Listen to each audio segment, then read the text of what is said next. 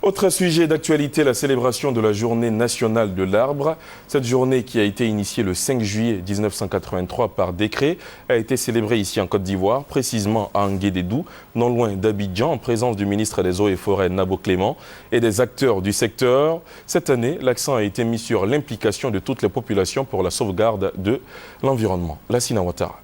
En moins d'un demi-siècle, nous avons perdu pratiquement environ 95% de notre couverture forestière qui était de l'ordre de 16 millions et aujourd'hui, les chiffres même de la FAO ils parlent d'environ juste 1 million. Face à ce constat alarmant, le ministère ivoirien des Eaux et Forêts a décidé d'agir ce 5 juillet, journée nationale de l'arbre décrétée en 1983. C'est un site de la forêt classée d'Anguédédou, aux environs d'Abidjan, qui a servi de cadre à l'événement et pour cause, cette forêt dispose d'une nappe phréatique qui alimente en eau la capitale ivoirienne.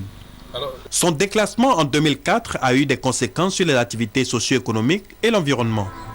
Comme la forêt d'Anguédédou, des forêts classées en Côte d'Ivoire sont menacées de disparition par l'exploitation abusive.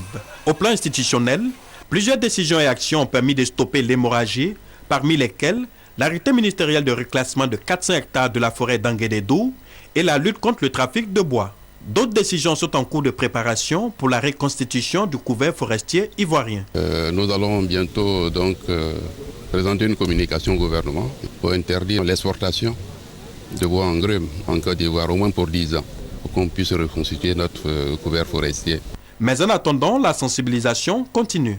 Le ministre des Eaux et Forêts invite les populations à planter des arbres. Boueka Nabo Clément, premier responsable du patrimoine forestier ivoirien, et plusieurs de ses collaborateurs ont donné l'exemple avec près de 2 hectares reboisés ce 5 juillet en espérant que d'autres leur emboîtent le pas.